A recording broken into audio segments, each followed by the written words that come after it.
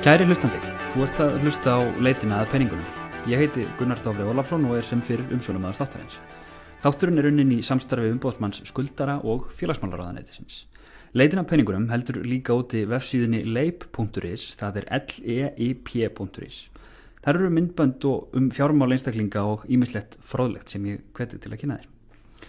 Gestur þáttarins í dag Ari Skúlason, hagfræðingur hjá Landsbankanum. Velkomin Ari og takk fyrir að koma í þátturinn. Takk. Segðu mér aðeins frá sjálfum þér. Ég var nú aðeins að grúska á að sé að þú ert ekki bara hagfræðingur sem er mikið að skoða húsnæði og húsnæðismarkað, heldur ertu líka svona bara að byggja þín eigin hús í þessu. Já, ég tók sveinspróf í húsasmiði á síðasta ári. Svona þreyttur á að bíða þér iðnaðarmönnum eða? Ég segi það nú kannski ekki en það er bara mjög gott að geta verið sjálfbjarga sko. Já. Við eigum þetta sameiginlegt ég og Flósi Eiríksson, vinur minn. Við erum bæði hagfræðingar og smiður. Hann byrjaði að vera smiður og var svo hagfræðingur. Já, fór hinnilega. Já, ég fór fyrst í hagfræðina og svo fannst mér ég þurfti að læra eitthvað gagnlegt og fór að læra þetta bara í kvöldskóla. Ég var lengi að þessu, ég held í 7 ár allt í allt sko. Já, okay. Bara lítið í einu sko. Kosturinn við það þegar þú ert að læra svona þá hefur aðganga almennilegum vélum. Já. Og ég hafði aðganga almennilegum vélum í 7 ár, þannig að þetta var svona... Þannig að þú varst bara í vélalegu þarna? Já, aðferðin sem að ég notaði á þessum tíma, en nú er ég búin með þetta. En ég er búin að eiginlega byggja sjálfur mér næstum því 2 hús og svona alltaf á ég börn og sem ég er að hjálpa og fjölskyldu og svo framvegis. Þannig að það er mjög gott að geta verið liðtækur í þessu öllu saman. Sko. Já, það getur verið praktískt. Já, mjög praktískt og ódýrt fyrir fjölskylduna. Sko. Já. Það er lúmst hvað þetta kemur á manni. Er þetta eitthvað sem þú mælir með? Er séns fyrir mann með 10 þumalfingur að fara í þetta? Já, ég held það nú sko. Þetta er orðið töluvert sko vinsælt. Þegar ég byrjaði 2013, þá var þetta ekkit, þá gat maður sko alltaf komist að þó maður verið seinna skrási og svo framvegis. Svo lendi ég í því sko í hitti fyrra, þá ætlaði ég að skrá mig í lokaáfanga, þá var ég bara seint sko, þurfti að bíða í ár af því að það var svo mikil eftirspurn. Okay. Og þarna hefur maður hitt sko alls konar fólk sko, sjónvarpsfólk, presta, bílasala og fyrir utan alla strákana sem eru sko. Sem ætla raunverulega að starfa við þetta. Já, sem eru náttúrulega í kvöldskóla því að þeir hafa ekki aðstöðu til að vera í dagskóla eða hafa flosnað upp í dagskóla og svo framvegis sko. Og við vorum stundum saman, ég og annar sem var bílasali, unnum verkefni saman og við vorum kallaði glæpagengi sko, bankamaðurinn og bílasalinn.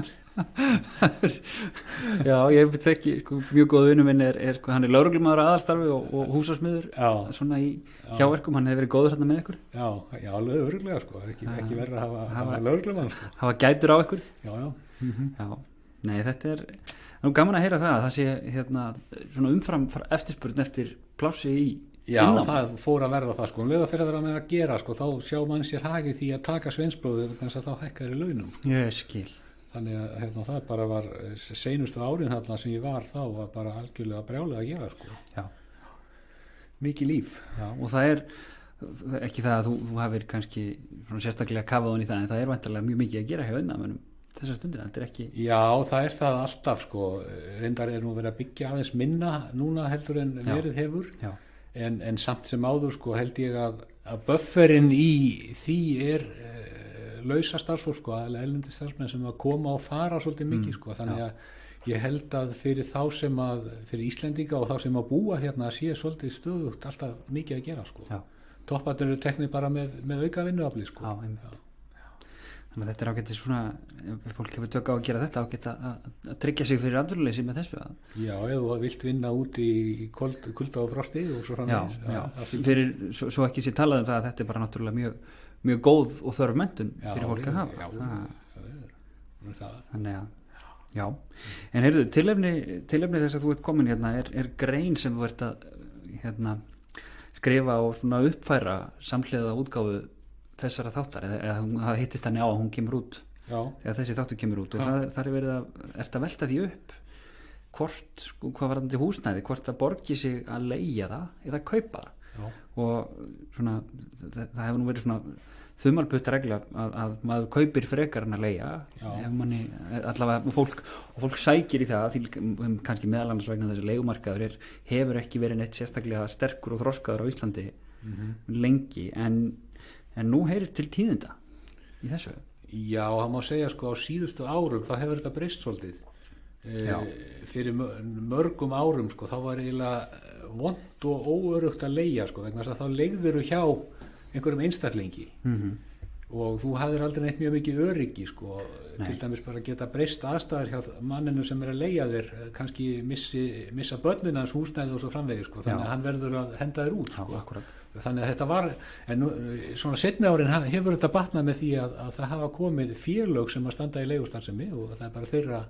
Þannig að þó að einstaklingar séu stór hluti af þeim sem leigja ennþá, þá hefur það minnkað og félögin eru fann að gera meira og þar getur það fengið að leigja eins lengi og vilt. Akkurat.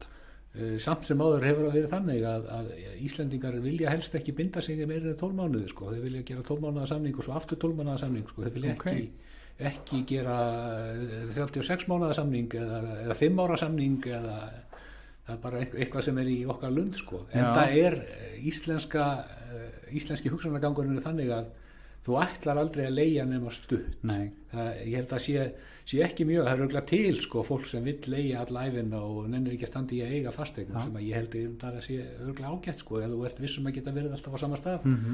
En flestir stefna að því að eignast sko. Það er mórallinn hér sko, og þetta eiga sjálfur, fara vel með það og svo framvegis sko. Þetta, svona þegar maður er að greina íslenska þjóðarsál þá horfum maður stundum til þess hvað við erum sko, hvað er stutt, þangað til að við bókstaflega komum út úr torfkofum og þar sem þú áttir þitt hús og þitt tún og við vorum öll fyrir auðvitað kannski það er ekki alveg rétt hjá þér sko, hjú og leiguliðar voru náttúrulega rosalega margir leiguliðar sko, voru stórbændur akkurat, en svona draumurinn, hugmyndin var sko að eiga sitt fara sömuleið og bjartur í sömarhúsum einmitt, það sá ágæti maður Hókra og Puða sá ágæti maður Nei, hann hefur svona veltið fyrir sig hvort að þetta séu svona leifar af þeim hugsunarhætti. Já, ég hugsa það sko, en þetta er náttúrulega eðlið okkar er náttúrulega að verða sjálfstæður sko, með einum öðrum hætti sko, að því leiti erum við kannski öðruvísi heldur en Evrópufólk og Norðurlandabúar og nær Bandaríkja hugsunarhættinum sko, að vera sjálfstæður og standa á eigin fótum sko, við erum einum háður. Já, þetta er, ef við getum leist þessa gátu þá fá einhver velun. Það getur verið. En aftur að þessari grein, þú kemur einmitt inn á það að þú talar um þetta svokallaða þetta kaup og leiguhlutfall, price to rent ratio og það hafi verið svolítið á hreyfingu undanfarið og sé núna komið á áhugaverðan stað. Já, sko, þetta kaupleiguhlutfall er eiginlega svona bara þetta er sko engin merkvísindi, þetta er svona bara bestalagi, ég kalla þetta þumalputtareglu sko. Við erum mjög hrifin af þeim. Já, og svona í bestalagi getur þetta gefið vísbendingu, en það er auðvitað þannig að sumstaðar í heiminum sko, í stórum borgum og svo framvegis sko, þar sem að þú ert að huga að húsnæðist lausnum fyrir þig, þá sérðu einhverja íbúð sem að þið langar í og þér stendur til boða annarkvort að kaupa hana eða leigja hana. Og þar er náttúrulega samanburðurinn eiginlega bara fjárhagslegur sko. Þú reynir að átta þig á því er hagstæðara fyrir mig að kaupa heldur en leigja og það er út úr því sem að þetta leiguhlutfall er búið til sko. Það sem er gert í raun og veru það er bara tekið hvað kostar að leigja íbúðina á fermeter í ár og hvað kostar að kaupa hana á fermeter og svo er annarri tölunni deilt upp í hina og þá færðu einhverja tölu og ef að talan er lág þá borgar sig að leigja nei, þá borgar sig að kaupa maður er alltaf að víxla þessu ef hún er há, þá borgar sig að leigja og það er svona yfirleitt sko, ef að talan er mikið hærri heldur en 20 þá er alltaf alveg klárt að það borgar sig að leigja og ef hún er fyrir neðan 15 eitthvað svoleiðis, sko, þá borgar sig að kaupa og þessi tala hefur alltaf verið lág á Íslandi, ég er búin að skera þetta í mörg ár og alltaf hefur borgar sig að kaupa nema á einu tímabili, það var þegar í aðdraganda hrunsins þá fór þessi tala yfir 20 og þá voru allir að hamast við að kaupa sko, þegar eiginlega borgaði sig að leigja sko. Það var síst en ég gerði þetta núna svolítið öðruvísi en ég er vanur að gera það sko, það er náttúrulega ekki þannig hér að þú getur tekið sömu íbúðum og spáði, sko, getið leikt hana eða keypt hana. Það er auðvitað hugsanlegt í okkur byggingamistara eða eitthvað svoleiðis, sko. En það sem ég gerði var bara að fara inn í gagnagrunnin hjá Þjóðskrá og reyna bara að búa til svæði. Ég tók miðborgina sem svæði og einhverja ákveðna íbúðategund í einhver tíma. Já. Og svo gerði ég sama fyrir allt höfuðborgarsvæðið, einhver ákveðin, ég var að reyna sko að búa til einhverja nálgun við 100 fermetra þykja herbyggja íbúð og finna út sko hvort það borgaði sig að kaupa neða leigjana og í þessu tilviki sko þá er það alltaf þannig að það niðurstaðan svo hér að það borgaði sig að kaupa. Já. En samt hefur þetta hlutfall, þetta hefur farið hækkandi upp á síðkast og sérstaklega á síðasta ári. Já. Þegar að við horfum á það að aðstæður breytast mjög snögglega á leigumarkaðnum þegar ferðamaðurinn hættir að koma þá allt í einu verða til hellingur af svona útlegu íbúðum fyrir ferðamenn sem þarf að nýta eitthvað og þær fara örugglega verulega leiti inn á leigumarkað því að fólk ætlar að bíða af sér þessa kreppu og fara svo að leigja til ferðamenn aftur. Frekar en að selja. Já, frekar en að selja og hefur örugglega truflað leigumarkaðinn meira heldur en sölumarkaðinn. Og þetta þýðir það að leiga hefur lækkað hér á höfuðborgarsvæðinu á síðasta ári, síðustu eitt ár eitthvað svoleiðis. Á sama tíma og þvert ofan í eiginlega spár þá fór húsnæðið að hækka á sama tíma, söluverðið. Og það er náttúrulega alltaf aðstæður sem að við skiljum vel sko, sem að valda því. Það er náttúrulega fyrst og fremst bara mjög miklar vaxtalækkanir sem valda því að það er þannig að þetta hlutfall breyti sko, kostnaðurinn að kaupa hann minnkar og það er margir sem að vilja kaupa sem að þá veldur því að verðið hækkar því eftirspurnin er mjög mikil og leiguverðið lækkar. En eftir sem áður er það samt þannig að það ef maður horfir á þetta hlutfall og þetta hlutfall er náttúrulega mjög einfalt, það tekur ekki tillit til neinna kostnaðarliða, þetta er bara leiguverð á fermetri og kaupverð á fermetri, ekkert húsgjald, ekkert viðhald, ekki fasteignagjöld og ekkert svoleiðis sko. Þannig að því leiti er þetta náttúrulega bara hugaræfing, en niðurstaðan er svo sko að það borgar sig að kaupa. Það borgar sig að kaupa, ennþá allstaðar. Já, ennþá. Já. Borgar sig sko, svo getur við fara að velta fyrir hlutfarslega sko, munurinn borgar sig meira að leigja en kaupa í miðborginni og svo framvegis sko. Já, er þetta ekki einmitt svona þetta er að fara nær hlutur, sérstaklega hérna í miðborginni? Já, þetta er að gera það algjörlega sko, algjörlega. Heldurðu að það fari upp fyrir það eða heldurðu þetta snúist við? Nei, ég held að þetta fari ekki fyrir það sko. Ég held að það fari ekki fyrir það. Sko, ef maður horfir á þetta til lengri tíma þá er alveg augljóst ef maður ber saman til dæmis bara þetta hlutfall hjá okkur og á Norðurlöndunum. Við hefum gert þetta, tekið höfuðborgarnir sem er ekkit kannski beint að marka vegna þess að höfuðborgirnar í hinum löndunum eru miklu stærri. Ég hef tekið sko minni borgir. Já. eins og Århus og Bergen Gautaborg og svo framvegis og hlutfallið er miklu lægra alltaf hér heldur en þar. Þannig að það er betra að leigja þar heldur en kaupa. Já, og svo náttúrulega hef ég skoðað líka að gamni sko hvað er lægst og hvað er hæst og eins og til dæmis í sko það sem þetta er verulega lágt sko, það voru inn í miðríkjum í Bandaríkjunum sko, það sem er mjög lítill hreyfanleiki og doði og deyfð sko. Og þar náttúrulega færðu eignirna fyrir ekki neitt sko, og borga sig og leiguverðið örgulega miklu hærra og svo getur tekið stóra borgir í Asíu og svo framvegis sko, þar sem að eignaverðið er svo svífurðarlega hátt að leiguverðið getur aldrei staðið undir því sko.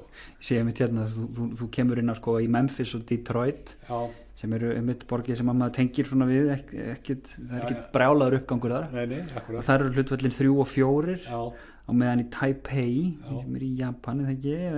Taipei er á Tævan. Já, fyrir ekki Tævan. Það er 81. Já, akkurat. Þannig að það er fjórfalt hærra heldur en 20. Já. En allt sko, þetta er raun og veru sko eiginlega bara hugaræðing sko. Það gefur bara vísbending. En sýnir auðvitað hvað aðstæður eru breytilega sko. En svo sko inn í þessari hugaræfingu, þar er þetta millibilsástand, milli 15 og 20. Þar er svona spurning hvað maður á að heiða sig. Já, eins og þetta er sett fram hjá þeim sem að skrifa þetta svoleiðis, er á milli 15 og 20 sko, þá borgar sig að kaupa og allar eiga eignina lengi. Já. og það nú yfirleitt þannig hér að er ekki sko, vegna þess að það er kannski að breytast aðeins þessi ári núna meðan að vaxtakjörnir er svona lág en íslenska mótilið hefur náttúrulega verið þannig að þú byrjar að kaupa 2 herbergja og svo fer upp í 3 og svo 4 og svo framvegis. En við höfum séð það á þessu ári að þetta hefur kannski breyst sko. Vaxtalækkanirnar voru það miklar að þú getur miklu meira en áður sko. Þannig að einhverjir sko, sem er að fara að kaupa í fyrsta skipti, þau kaupa kannski ekki 2 herbergja, kaupa 3 herbergja.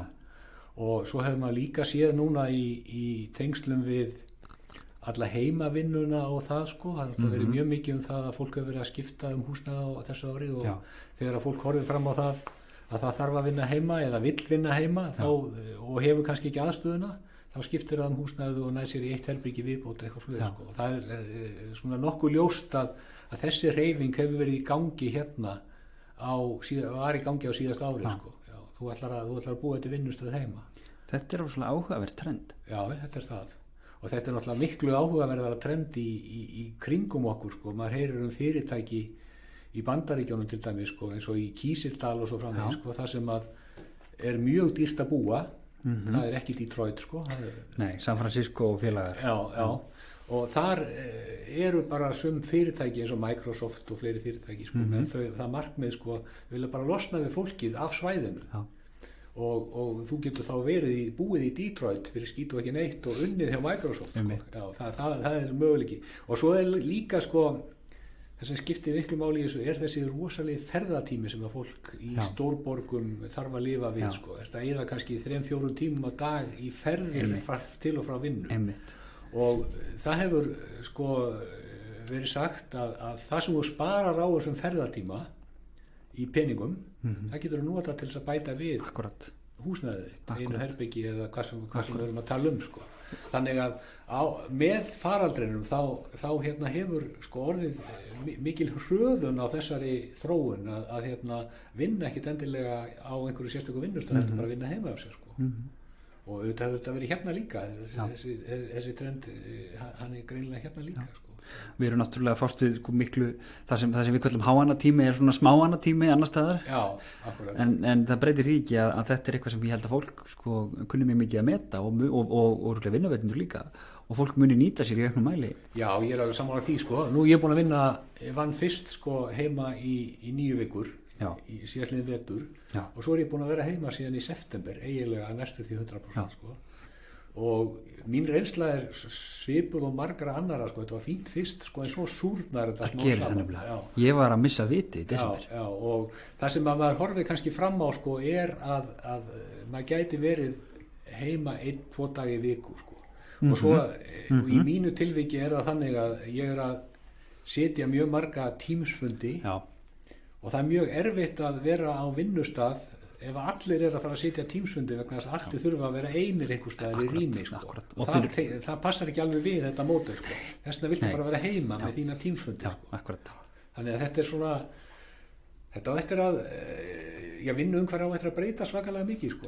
og mun þá líkindum hafa áhrif á húsnæðismarkað og allt klálega sko. Er einhver svona, sérðu er þetta fabuleir eitthvað það hvort að vinnuveitendum muni bara hreinlega sko, borga fólki fyrir að vera heima frekar en ekki? Það er gert sko, ég held að það sé ekki hér en nú náttúrulega hefur maður heyrt sem svo að sko við næstu kjarasamninga þá verður tekið verulega á málum heimavinnu og ég meina núna tengist ég aðeins að því að ég er sko varaformaður í félagi bankamanna eða félagi samtöku starfsmanna fjármálafyrirtækja og við vinnum náttúrulega mjög mikið heima sko, og það kemur upp hellingur af spurningum í umhverfið heimavinnu. Fyrsta lagi kemur spurningum matatíma sko, ef það er ekki mötuneyti þá áttu rétt á lengri matatíma og svo framvegis og svo kemur allur búnaðurinn sko, skrifborð, stóll, internettengingar og þessir 6 eða 8 eða 10 fermetrar í íbúðinni sem þú nýtir og hiti og rafmagn og svo framvegis allt kaffið mann Guðmund góður ég veit það og svo líka það að þú ert fyrir öðrum sem að eiga rétt á að vera þarna sko. Þannig að þetta á allt saman eftir að vinna úr þessu sko, en ég held að þetta sko, og vona það að verði þegar upp staðið svona vinn-vinn fyrir báða aðila, sko, bæði þann starfsmanninn og líka atvinnurekandann. Alltaf ef að verður þannig að þú ert sko ætlar að vera heima 2 daga eða 1 af 5, þá ertu 20-40% heima, sem þýðir að atvinnurekandi getur verið með 20-40% minna húsnæði. Akkurat. Og þetta náttúrulega bara, en auðvitað þyrfti hann að leggja eitthvað á móti til mín sko til þess að borgi sig og ég sé ekki að tapa á því að vera heima sko. Nei, einmitt, en þetta er en ferðartími og útblástur og þú getur teikt þetta endalaust. Og hérna einmitt sko bara minni samgöngur. Ef allar skrifstofublókinnar vinna heima einn dag í viku. Þá þurfum við kannski enga borgarlínu. Já, þá bara þurfum við ekki sko, fleiri agreinar og allt þetta sko. Nei. Þetta er náttúrulega hefur mikil áhrif á samfélagið til lengri tíma sko. Já, þetta er ótrúlega áhugavert. Og spilar einmitt inn í þessi húsnæðismál. En þetta ástand sko, sem þú talar að við erum að horfa sko, sögulega lága vexti, stýrivextir hafa aldrei verið lægri, vextir á húsnæðislánum hafa aldrei verið lægri og fólk þá hugsanlega að taka stærri bita eins og stóra, okkur er svona kannski við höfum þann tendens að taka einn stóran bita og við getum. Er hætta því að fólk sé að taka of stóra bita og geta ekki staðið undir því þegar vextir hækka, af því þeir munu að öllum líkindum hækka á einhverju tímapunkti. Já, ég held að sko að markmiðið hjá flestum er að taka óverðtryggð lán og festa vextina einhvern tíma. Margir örugglega búnir að festa á. Einhver er að bíða eftir eða ekki meira og ætli svo að festa á. Já, þau getur þurft að bíða svolítið lengi. Gæti verið, en það er svona maður veit aldrei. Við erum ekki komin jafn langt með vexti eins og nágrannalöndin sko. Nei, þar eru þeir í 0 er það ekki? Jú. Og við erum í 0,75. Já. Þannig að þetta eru náttúrulega bara eitthvað sem hverju þetta eru að spá í sko, en við höfum séð eiginlega sko mjög mikla tilfærslu frá verðtryggðum lánum yfir í óverðtryggð. Þau eru náttúrulega verri að því leiti aðborgunum miklu meiri til að byrja með sko, en hún er náttúrulega örugg sko, þú breytist ekki. Já, þetta er þekktur óvinur. Já, þekktur óvinur, akkurat sko, akkurat. Já. Og hann er alltaf betri en óþekktur. Já. En maður hefur verið að heyra sko alveg skuggaleg dæmi af því hvað fólk er að borga minna með því að endur fjármagna. Og svo náttúrulega hefur það verið líka þannig og við höfum alltaf sko haft mikinn grunn það og ekkert skoðað þetta sérstaklega sko að stór hluti eða allavega einhver hluti þeirra sem eru með íbúðalán hafa ekkert heyrt að endurfjármagnaði og svo framvegis og eru kannski að borga yfir 5% sko vexti ofan af verðbólgu sko, sem er náttúrulega algjörlega út í hött með stöðuna. Þannig að margir eru að borga allt of mikið og kannski einhverjum með það lítið en ekki að standa í því að gera þetta sko, en ég held að skipti mjög miklu máli, það er aukist náttúrulega mjög mikið í seinni tíð að fólk bara vaktar þetta sko. Eins og er til dæmis í Danmörku sko, þar sem að vextir á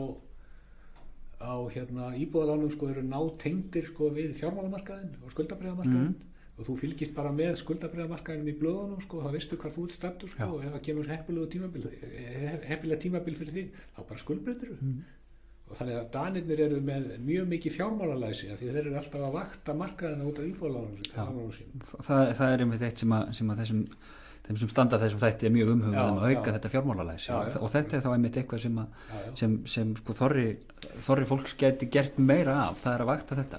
Já, ég held að margir séu að því núna sko út af þessu að fólk vill bíða og sjá hvort að lækka ekki aðeins sko föstu vextirnir og festa. Eru bjóða bankarnir upp á þetta svona lánavöktun fyrir fólk? Nei, ekki svo ég viti sko, ekki svo ég viti. Nei.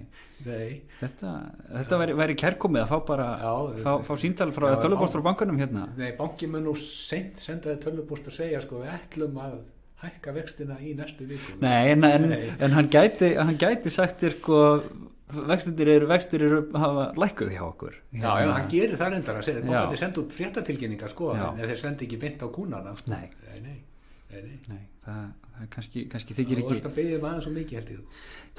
Það er bara, maður verður að biðja alltaf mikið þegar maður er að takast á við bankana sko. Það er Já, en þetta er mjög áhugavert og svo mitt sko maður horfir á þetta þessi kaup- og leiguhlutföll og vexti og allt þetta þegar sko það er svona það er alltaf í umræðinni sko að leiguverð á Íslandi það þykir hátt fyrst, og eðlilega, fólk vill ekki borga mikið fyrir húsnæði. Nei. En það er töluvert á bakvið þessa fjárhæð. Það er sko svo tala sem leigjandi greiðir, þetta er ekki netto hagnaður leigusalans sem hann sér. Nei, alls ekki sko, alls ekki. Ég hef gert svolítið því líka í gegnum árin að skoða hina hliðina, hvað hefur upp úr því að leigja. Já. Og þá gerir maður eiginlega það sama, maður tekur gögnin frá þjóðskrá, leiguverðsgögnin per fermeter og ber það sama við sko fasteignamatið per fermeter. Já. Þá færðu einhvers konar hvað segir maður sko, einhvern hlutfall sem þú ert að fá af eigninni, einhvers konar ávöxtunartölu. Og í gegnum árin hefur þessi ávöxtunartala verið lág. Já. Og í mörgum tilvikum hefur hreinlega borgað sig frekar en að kaupa íbúð að leigja hann út. Já. Og þá er ekki verið að taka kostnaðinn inn í heldur sko, vegna þess að leigusalinn borgar fasteignagjöldin, hann borgar viðhaldið og svo framvegis. Og skattar leigunni. Já, og skattar leigunni líka. Þannig að í mörgum tilvikum er bara miklu vænlegra fyrir þennan mann sem er að leigja út að kaupa sér bara ríkisskuldabréf. Já. En þær stærðir hafa auðvitað alla riðlast núna líka. Já, sko. Akkurat. Og nú er ég að tala sko, þetta var svona í ástandi sem við á þeim tíma töldum vera eðlilegt sko. Þá hefðum við talið þetta ástand núna óeðlilegt, en nú veitum við ekkert hvað er eðlilegt og óeðlilegt á næsta ári eða þann næsta ári sko. Erum við komin til þess að vera á þessum stað þar sem við erum eða fyrir þetta aftur í sama horfi. Akkurat. Sko. Það er kannski eina vissan er það að maður getur veit að hlutinni breytast. Já, það er reyndar þannig sko. Hvað er eðlilegt og hvað ekki, það ræðst þú af því. Já. En inn í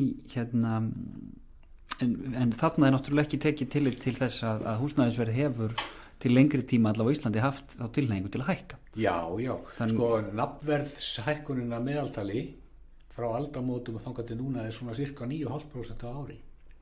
Segðu þetta aftur, frá aldamótum þangað til núna nafnverðshækkun 9,5% á ári. 9,5% á ári. Það er dálítið mikið. Já, og raunverðshækkunin cirka 5%. Já. Sem er mjög mikið líka sko. Já. Þannig að á þessum tíma þá hefur húsnæðismarkaðurinn sko staðið sér betur heldur en bara til dæmis launamarkaður og svo framvegis sko. Þannig að þetta er jafnt og þétt, þetta er náttúrulega búið að vera í sveiflum, þetta er náttúrulega alltaf í sveiflum eins og alltaf í Íslandi sko, en alveg fram til sko á tímabilinu 2013 til 2018 sko var þetta alveg svakalega mikið sko, svo var fram til 2007 sko. Já. Og svo er þetta búið að vera rólegra síðan og má segja kannski núna síðustu tvö árin eitthvað svoleiðis sko, þá hefur húsnæðisverð og svona þróast meira í samræmi við almennt verðlag sko. Akkurat. En yfirleitt hefur það að hækka miklu meira sko. Akkurat, mér rekum minni til þess að ég hef séð einhverja tölur að sko, raunverðshækkanir á húsnæði undanfarið hafi verið svona 2% yfir árið þegar tekið til í verðbólgu og það passar sko. Allra þeirra stærð. Já, passar. En svo kemur auðvitað inn í þetta sem er náttúrulega töluvert lægra heldur en 5% meðaltalið frá aldamótum. Akkurat. Já. En svo kemur inn í þetta líka að húsnæðiskaup og ef fólk kaupir húsnæði ekki bara til að búa í því, heldur líka að hugsa það að einhverju marki sem fjárfestingu, að þá þetta er, og ég veit ekki hvort það sko megi segja að þetta er skuldsett fjárfesting. Það er illa síðan að skuldsetja sig til að kaupa hlutabréf og svoleiðis, en þarna leggur þú út kannski 20% og banki lánaður á móti 80%. Ef þessi 20% eru 5 milljónir og íbúðin hækkar ég veit ekki hvað, 10%, þá hækkar eigið féð þitt miklu meira. Já, það gerir það. Þannig þetta út frá bara þessu þá gæti það að kaupa húsnæði verið allavega eitthvað sem er alltaf þess verið að skoða sko. Já, enda held ég sko, það sé ekki lindamál sko, að það sem að leigusalar hafa lifað á er verðhækkun á húsnæði sko. Já, ekki sko húsalegan sjálf. Nei. Það er bara markaðsöflin sem að ráða þessu sko, að þín eign í þessum íbúðum er að aukast alltaf sko. Já, þannig þetta eru bara svona eignasjóðir. Já, þetta er það í raun og veru sko. Já, menn veðja á það horfandi á þessa tölu, þetta verður hækkað 9% ára meðaltali sko, að þetta hljóti að koma inn í gegnum þennan enda sko. Já, það er áhugavert. En að við komum inn á það sko, húsnæðismarkaðurinn eins og hann var núna og hefur verið fyrir hrun og allt þetta.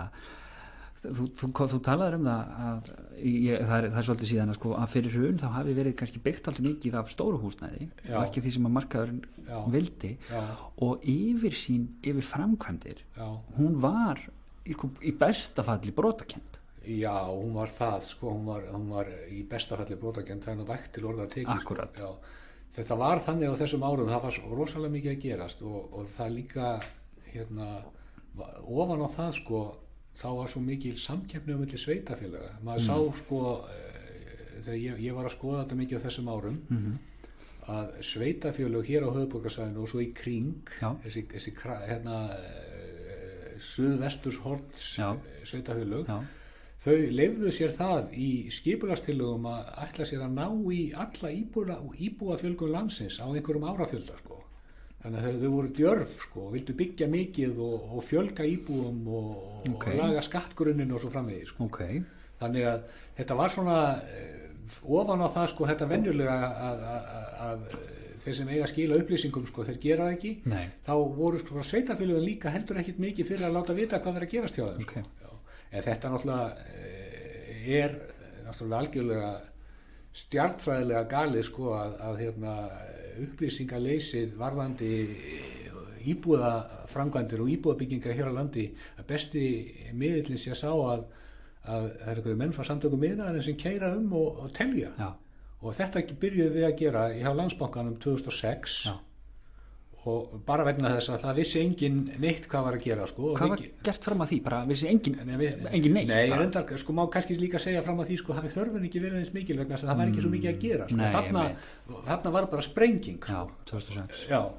Og sem að tengdist náttúrulega þegar bankarnir tóku yfir íbúðalánin og svo framvegis, þannig að það fór mikið að gerast þarna og kjör á íbúðalánum bötnuðu mjög mikið og kannski sérstaklega líka það sko að það hafði alltaf verið hámark á íbúðalánum, þú gast ekki fengið nema ákveðið í lán sko, þannig að þarna var alltaf líka hægt að fara að kaupa stórar eignir sem þýddi það á þessum tíma að stærri sérbíli hækkuðu verulega mikið og mikið umfram fjölbílið. En við bara til þess að búa til einhvern grunn fyrir bankan til þess að svona vinna með, þá fórum við bara að telja. En þú bara hoppaður upp í einhvern Daihatsu og Já, ég gerði nú ekki mest af þessu sjálfur sko. Við vorum yfirleitt með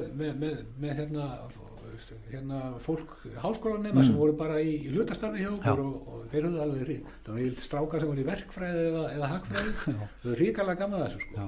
Og þeir gerðu þetta alveg opbóðslega vel sko, vegna þess að þarna var byggt rosalega hratt og allt of hratt sem kom í ljós seinna, kom mikið niður á gæðum og svo framvegis og það þurfti líka að selja hratt og þarna var til dæmis þetta hugtak að vera einhverfur.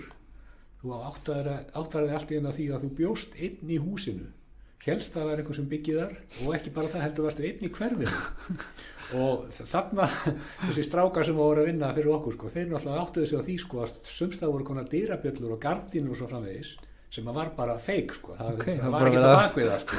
Þannig að þeir voru að óperera með aðferðin til þess að átta sig á því sko, hvaða dyrabjöllur var ekta og hverjar ekki. Og hvað, fóruðu bara dingluðu? Já, bara og kíkta glugga og svo framvegis sko. En þetta var náttúrulega tími sko, sem að vonandi kemur ekki aftur sko, þetta fór allt svo opbáslega hratt sko. En í raun og veru núna þá vitum við svo sem ekkert mjög mikið meira hvað er að gera sko.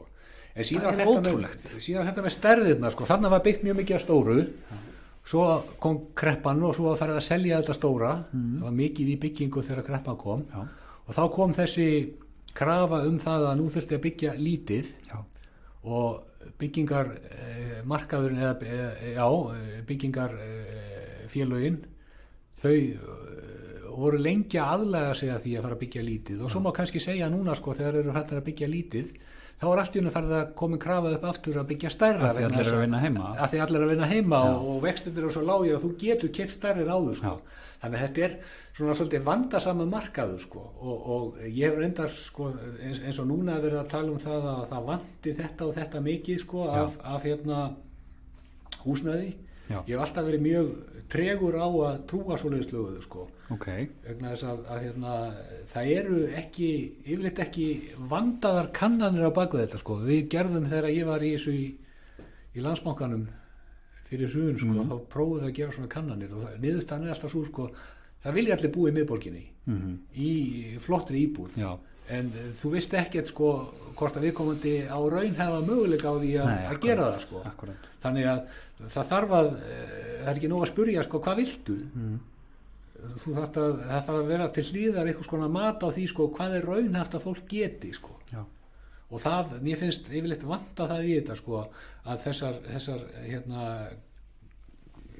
kannanir eða raun og veru þessar yfirlýsingar og það hvað eftirspurnin sé mikil, mér finnst svo tala oft vera of stór sko.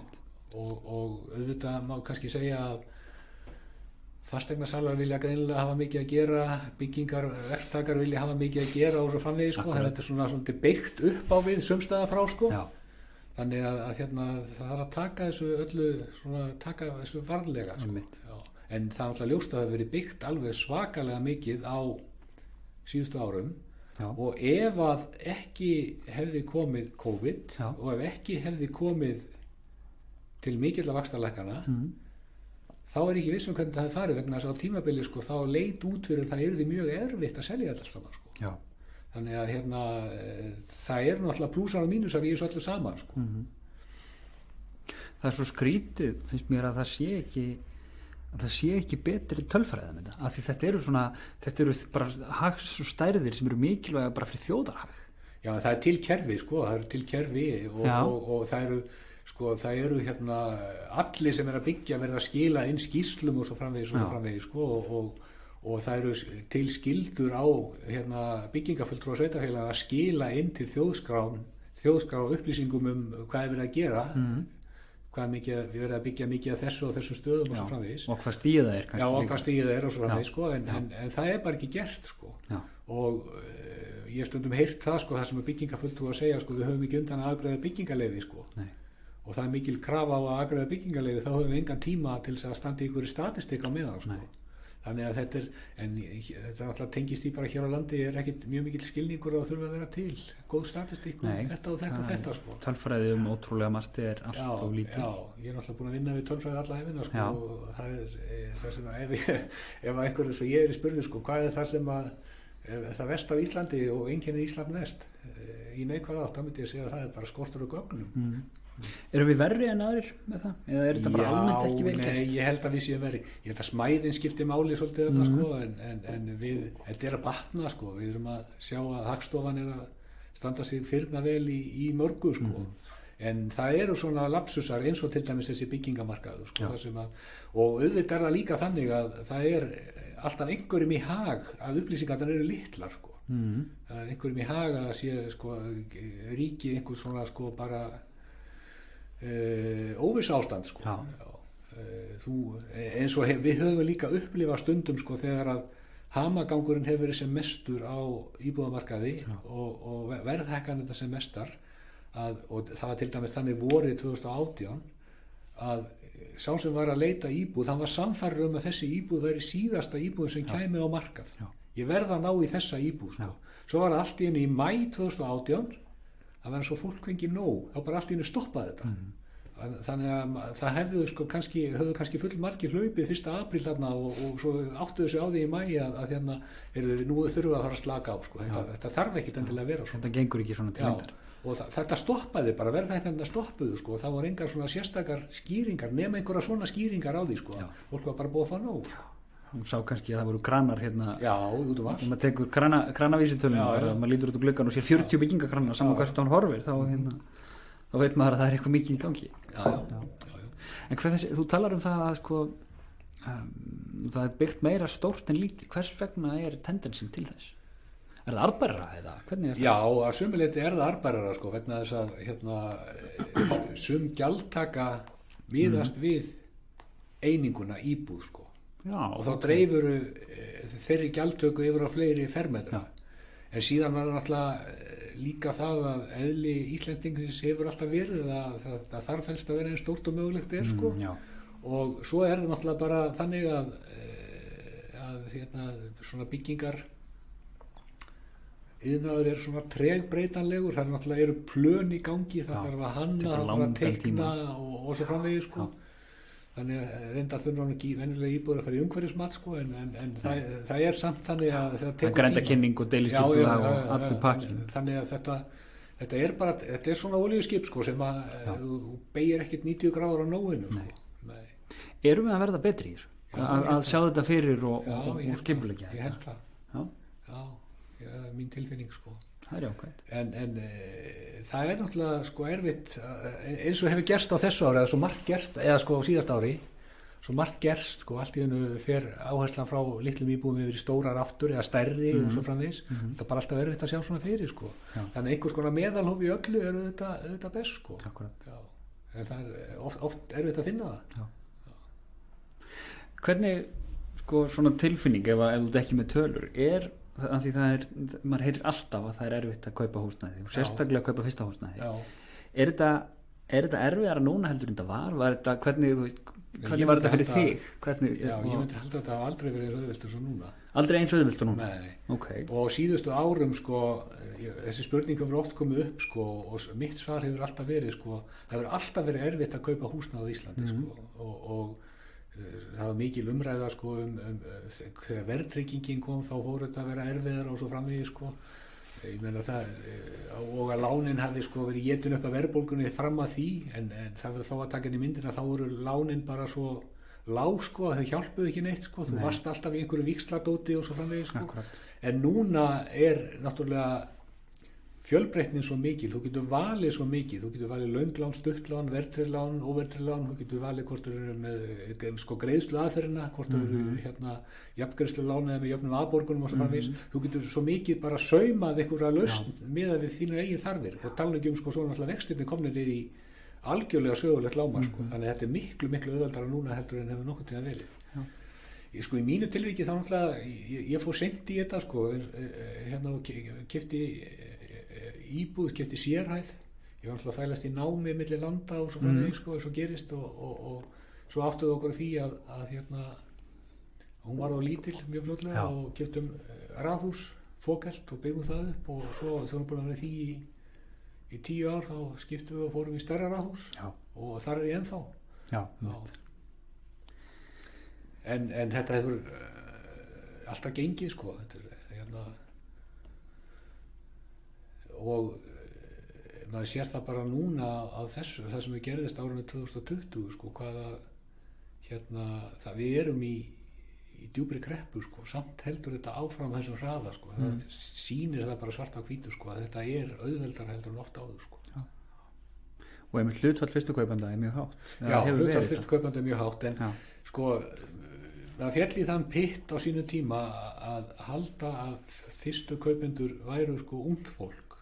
En það er það ekkert endilega sko, vegna þess að fyrsti kaupandi getur verið maki sem ekki hefur átt húsnæði. Þannig hann er þá bara að koma með inn í kaup. Já, og fyrsti kaupandi getur líka verið einhver sem fór illa út úr hruninu, þannig að þeir sem það er til flokku fyrir svoleiðis fólk sem fær, þetta byggir á því sko, að bara vera að telja þá sem fá afslátt af þinglýsingagjöldum sko. Og það er ekkit, væntanlega er það sko mikill uppistöðu ungt fólk sem er að kaupa í fyrsta skipti, en þetta er ekki alveg sko hrein stærð. Nei. Þannig að hún er varasum að því leyti, eins og náttúrulega margar stærðir í tölfræði sko, maður þarf alltaf að vita nákvæmlega hvað er verið að tala sko. Já, það er ekki hægt að bera saman epli og appelsínu. Nei, það er erfitt, nema hvort við gerum ávextir. Það er það, vissulega, ekki sem vestir. Það hefur verið svona allavega nýlega verið komið meirinn á það hvort að lífeyrissjóðir í auknum mæli að fjármagna í byggingu íbúðarhúsnæðis og hugsanlega bara gera það sjálfir. Hvernig metur þú það? Og við horfum þá kannski sérstaklega á það út frá því að ef þú ert með svona stóra aðila í þessu þá er auðveldara að koma í veg fyrir það að það sé byggt á mikið eða þú lítið. Já, ég sit náttúrulega í stjórn lífeyrissjóðs. Við getum hort á fyrir áttinni sko, lífeyrissjóður er náttúrulega bara fyrst og fremst til þess að ávaxta peninga fyrir fólk sko. Lífeyrissjóður er náttúrulega bara eitthvað sem að sjóðfélagarnir eiga og þeir eru að ávaxta peningana sína saman. Og ef að sú staða er uppi að það þykir vænlegt að fara út í húsnæðismálin, þá verður það bara gert sko, og það er kannski ekkit ótrúlegt sko, vegna þess að við erum í þeim heimi þar sem við miðum yfirleitt við 3,5% raunvöxtun lífeyrissjóðs og það er bara mjög erfitt í dag að ná þeirri tölu vegna þess að vaxtastigið er bara orðið svo lágt og ef alltaf að fara hærra þá er alltaf að taka miklu meiri áhættu. Yfirleitt er sagt sem svo sko og maður sér það náttúrulega líka bara kjörum og svo framvegis að íbúðarhúsnæði er náttúrulega talið öruggara heldur mjög margt annað. Já. Þannig að hérna, mér kem ekki þetta óvart að lífeyrissjóðir færu að taka meira, sko fjárfesta meira í íbúðarhúsnæði með einhverjum hætti, sko, en ég er ekkit viss endilega að lífeyrissjóðir færi sko að byggja íbúðarhúsnæði sérstaklega fyrir sína sjóðsfélaga eða sína félagsmenn, sko. Nei. En þeir myndu náttúrulega bara taka, sko, markaðsbréf sem tengjast húsnæði og svo framvegis, sko, í meira mæli heldur en verið hefur, sko. Og þannig eru það náttúrulega komnir í að fjármagna húsnæði, sko. En ekki, ég heldur að gera nú seint með svona beinum hætti, sko. Já, og kannski ekki þjónar ekki þeirra hagsmunum eða það sem að þjóna þeirra hagsmunum er að ná í sem mesta ávöxtun miðað við áhættu fyrir sjóðsfélaga og við erum ennþá föst í þessari 3,5% tölu, sko, og er erfitt að brjóta það mögulega. Já, þá var maður að brjóta lög, held ég, þetta er ekki lögbundið.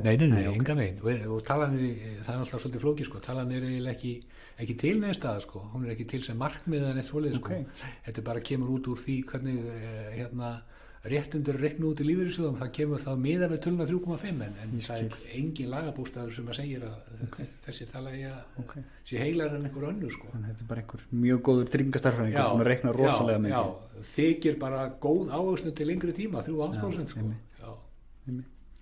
Svona undir lokin, það er hérna að því það er ekki á hverjum dagi sem maður fara að yfirheyra bankamenn.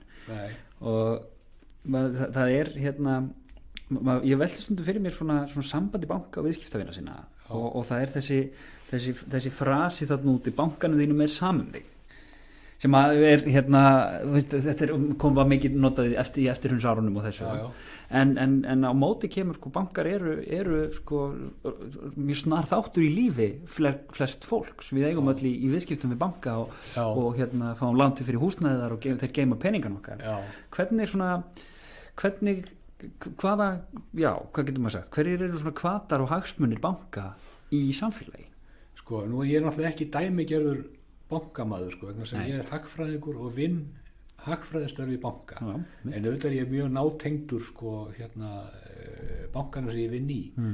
Maður getur sagt sem svo, sko, sagt að hrun hérna traust á bankakerfinu hafi hrunið algjörlega og það var einu sinni gert í Landsbankanum, sko, eftir einhverja könnunina hvað álit hefur á bankakerfinu, það var algjörlega í núlli. Það var sett fram spurning hvað álit hefur á viðskiptabankanum þínum og þá kom allt önnur niðurstaða, sko. Og ef maður horfir á, sko, þessa spurningu traust kannski úr aðeins annari átt þá eru ekki mjög margir og þrátt fyrir að til dæmis bara núna að vaxtastigi sé komin inn á öllu valdi, það er ekki mjög margir sem geima peninga í kjallaranum eða undir kontanum. Þeir fá bankakerfið til þess að geima það fyrir sig. Þannig að því leyti getur maður ekki sagt að trausti sé algjörlega í núlli, sko.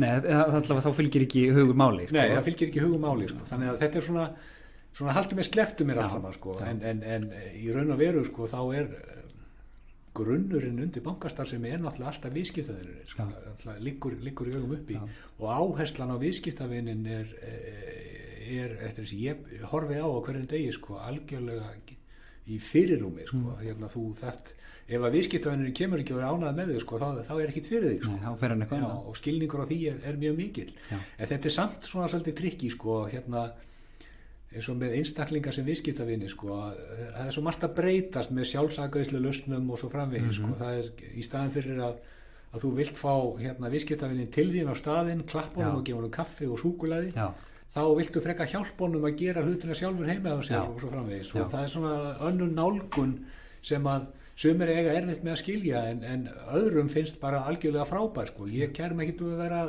leita bílastæðinir í bæi til þess að fara í banka út. Nei, ég er einmitt í þessum seinahópi. Ég vil helst bara hafa bankan í símanum. Já. Og ég held að þetta sé þannig hjá mjög mörgum, sko, að banki er nauðsynlegur, þeir eru ekkert illa við hann og það er gott að hafa hann og eiginlega nauðsynlegt. en þú vilt ekki að því sé að þælast mikið fyrir þér, en þegar þú þarft á hann að halda og vilt hann sé þarna 1 og 3 sko. Þannig að ég held að þetta er svona hluti bara af okkar innviðum sko, að vera með sterka og góða banka sko. Og íslensku bankarnir hafi mitt á þessum sem eru, maður hugsað til þess með rillingi hvað eru langt síðan sko, mér langar að segja sko 10 ára, það er bara svona, nei það eru 13 ár frá hruni, bankarnir hafa náttúrulega breyst gríðarlega mikið á þessum tíma og orðið miklu meiri bara sko viðskiptabankar heldur en þeim voru. Já, sko ég var 50 þegar ég byrjaði, nei ég var 49 ára þegar ég byrjaði að vinna í banka og fram að því hefði mér aldrei nokkuð tíma dottið í hug að ég myndi vinna í banka. Nei. En það má kannski segja í mínu tilviki sko, þá ég náttúrulega að vinna hagfræðistörfi í banka sko, sem að væri kannski ekkert mikið öðru í sig heldur en að vera í Seðlabankanum eða að vera hjá samtökum atvinnulífsins eða hvað veit ég sko, eða einhverju fyrirtæki sko. Þannig ég er ekki að lána út peninga eða Nei, þú ert ekki daglegum rekstri svona. Nei, ég er ekki að tala við viðskiptaði, ég nota þér í svona lega að fara í viðtöl og svo framvegis og spjalla skrifa greinar og hafa gaman. Já, má kannski segja það sko. Heyrðu, þetta búið að vera ótrúlega áhugavert spjall, við erum búin að fara hérna víðan völd hvað varðar húsnæði og lán og banka og nefndi það. Ari Skúlason, þakka þér kærlega fyrir komuna í leitina penningunum. Já, finnum við að peninga einhvers staðar? Við erum alltaf að leita. Ég segi vinnufélaga mínum að ég var að fara í svona viðtal leitina penningunum. Já. Og hann sagði skemmtið vel og ég sagði ef ég finn peninga þá er ég ánæður. Þá kom þessi dásanlega spurning, ertu búin að gá undir sófan? Þú getur votta fyrir það er engin sófi hér í þessu rými, hér eru bara alveg gagnsæi stólar. Það er gott viður. Já, það er glimrandi gott viður. Nú ætla ég að labba niður í bæ. Það ekki? Jú. Hljómar vel. Passa mér. Ég ætla að takk hérlega fyrir komuna og ef þú kæri hlustandi lumar á áhugaverðri sögu heimilisfjármál eða vilt spyrja spurninga að benda á góða viðmælanda í þáttin, máttu endilega hafa samband við okkur á Facebook síðunni Leitin að penningunum. Takk fyrir að hlusta.